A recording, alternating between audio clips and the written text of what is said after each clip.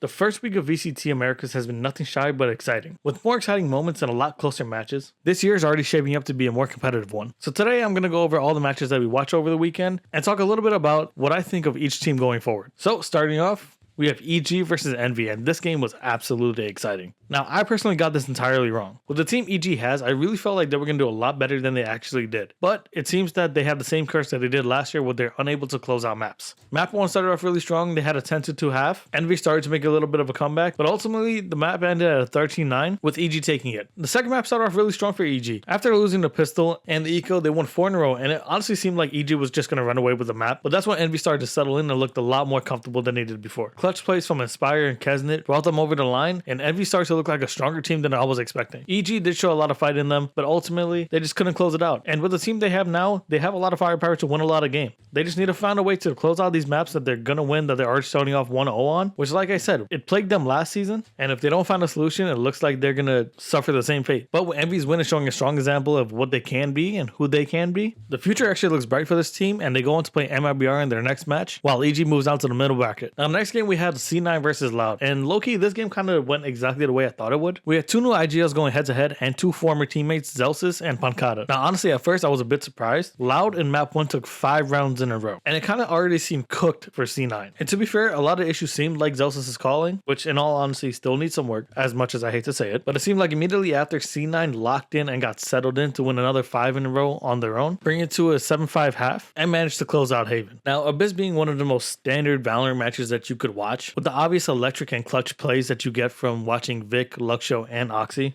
Even though the entire series, Oxy was pretty quiet. But I definitely feel like the big story here is the way that Penny performed. After playing as a sub for a couple of teams, Penny reunited with Zelsis, and it really shows that Penny is a force to be reckoned with. Not only was he clutch, he was hitting clean shots, and he was making the plays that C9 needed, and really impactful plays. And even though he wasn't match MVP, I do feel like he was the best player in that servers that day. I feel like C9 opens up to a little more plays based around Penny. They'll actually have a lot more success and a lot cleaner round. But after this win, they move on to play the former champs, NRG, and Loud moves to the middle bracket. The next match was Furia and Crew. Furia has to be the team to talk about this weekend. Now, this match technically isn't why, but it is where you start to see Furia's strength that nobody expected this year. After losing map 1 to a substitute Crew roster, everyone kind of thought the same thing. New roster, same Furia, right? But they actually came back to reverse sweep and take the series 2-1. And now the games can be considered close, but taking the next 2 maps 13-8 and 13-5, you really see where Furia begins to hit their stride, start to play as a team, and show the individual strength. Kowalinu very quickly became the player to watch this weekend. Alongside his counterpart Alim, who was really lighting up the server too. Ardzine was making great calls, and EU was there being the silent hero. Honestly, it's very unfortunate for Crew because their main roster I'm sure could have done a lot better, and hopefully we get to see them play on stage soon. But after that win, Fury moves on to play Sentinels, and Crew moves into the middle bracket. The next match was 100 Thieves versus Lev, and while this match did go as expected, 100 Thieves really impressed most of us. With the same core that they had for years, minus last year, most of us weren't sure what to expect with Vora and Tibertino coming into the roster, but this looks like one of the strongest 100 Thieves roster I've seen in a long time. While Lev did put up a really good fight, 100 Thieves ended up taking the series 2-1. So the storyline is here to watch. I truly feel, and I said this before, PXS is not someone to be taken lightly. Stat-wise, he may be average, but he does make a lot of impact within the server. Now, they might be missing some firepower without having Neon, but I do feel like PXS is a formidable sub. Sato, unfortunately, didn't have the series that I thought he was really going to have. He has a lot of capability of being one of the best duelists in the world, and if Lev can get him cooking like he did in Split 2 last year, this game may have won differently, but that's not to take away from the way that 100 Thieves performed. The calling from Vora was absolutely superb. Was it perfect? No. But alongside their new duelist, Cryo in his new role, also Asuna in his new roles, the team play from 100 Thieves is one of the best I've seen all weekend. You can tell they have a lot of trust in each other within the server, and so far they're looking like top 5 in the region. Next we have NRG versus C9. Now this match was a mismatch. NRG completely stomped C9 in the 2-0 victory. First map went 13-2. Second map was a bit more competitive, but not really, on a 13-9 breeze. The big storyline here that I feel is Ethan's calling has gotten a lot better. Now, was that just an IGL diff that he was able to pick up on everything that Zelsis was calling, and the mid rounds probably coming from other players on the team? Maybe, but from what it looked like on my end was that Ethan was in the C9 party chat. NRG played some of the cleanest Valorant that I've seen in a long time, even for champs. Honestly, for me, it's kind of safe to say that NRG might be beating these champs' curse allegations. Now, what do I think C9 can do to actually win a couple more games and win a few more rounds and be a little more competitive against these top tier teams? And actually isn't based around the calling. I think with time, Zelsis would be a lot better with with his calling. I think from match 1 to match 2, it's already getting a lot better. He seems a little more sure of himself, but I do feel like there weren't that much set plays based around Oxy. Another in-your-face kind of duelist, seemed a little bit more passive but aggressive in the right times. I just feel like they should be a little bit more aggressive with him, especially on the attack sides. Even if Oxy just gets his one, Zeppa, Vic, and Penny all have insane potential to really back him up. So I feel like they could really let Oxy off his leash just a little bit more. Next, we have MRBR versus Envy. This was the team everybody was excited to watch. I was very excited to watch. While he did perform just as everybody expected, taking a 2-0 victory over Envy, and Envy did not make it easy, by the way. That's also to be mentioned. I feel just a tad bit disappointed, and I'll explain why in a second. The scoreline was 13-7 on map 1 on Abyss, 13-11 on Corrode. Now, both maps went to a 10-2 half. Take with that what you will, but one thing I will say, from a 10-2 half, Envy did bring back Corrode to a 13-11. And this came from clutches from Kesnet, Inspire, and Rossi. Envy really does show that they can hang with the best of them. A little more time on stage together. They're looking like a scary team. Keep in mind, this roster is fairly new. Kesnet and Rossi only joined this team maybe like 3 or 4 weeks ago. Mind you, Kesnet got there like 2 days prior. Now, why was I disappointed with MIBR? We were all very excited to see Aspas and Zekin run it down. With the meta not necessarily being double duelists all the time, it does seem like it's shifting that way just a tad bit more than it used to be. When I heard Zekin was going on controller, I thought it would have been more of a TenZ-like situation where he would be playing Omen. On some maps, he would be playing Initiator and just have a more of an aggressive role, which in that case, Zekin was like the Aspas, and just get Zekin a little more activated within the server. He's one of the best players in the world, and while MIBR did look so very comfortable, I just want to see Zekin and Aspas run it down. I feel like it'll be something that's truly mind-blowing. Now, it has only been 1 game, and we can't see it soon enough, but I am hoping that they give him a little bit more of an aggressive role. Maybe the 2 maps would have been a little bit cleaner, maybe not. That's just kind of what I was hoping to see, but the season's still young, and we still have a chance to see it. Now, we had a very exciting matchup coming up here, and it's 100 Thieves versus G2. Now, even with the change of Baby Bay coming in for Jonah P, which in my opinion is a formidable change, Baby Bay is honestly a great player, and he's been stunning us since Split 2 last year. And at this point, we shouldn't be surprised at anything that he does, which makes G2 still the powerhouse that they've been for the entirety of last year. But 100 Thieves brought it to them. And again, with the changes that they made and the questions that everyone had with 100 Thieves coming into the season, they showed a lot of potential. It being a new roster with 2 changes, a new IGL, gives me a lot of hope for where this 100 Thieves roster can go. 100 Thieves brought it to 3 maps with G2 and slamming them 13-3 on Corrode. They brought forth a double Sentinel comp that G2 just didn't know how to work around. Bind was also a close battle with a 13-11 win for G2. And honestly, that's a subject to a couple of micro misplays. 100 Thieves really could have won Bind. But with a team as good as G2 is, as drilled as they are, you make those micro misplays, they're going to punish you for it, and they're going to take the map that exact way. This matchup had every way to be a 2-0 in 100 Thieves favor. This is one of those matchups where I feel like I don't have any opinion on. Very small misplays from 100 Thieves in G2 as well was the entire difference for this matchup. I'm very excited for this season because it does seem like 100 Thieves has a very promising season, but not only that, G2 has a lot more competition than they did last year. Alright guys, if you've seen any of my videos before, you know this one is going to hurt me. Now, I didn't say anything about the last match, but this one here, I got something to say. The Furier versus Sen game was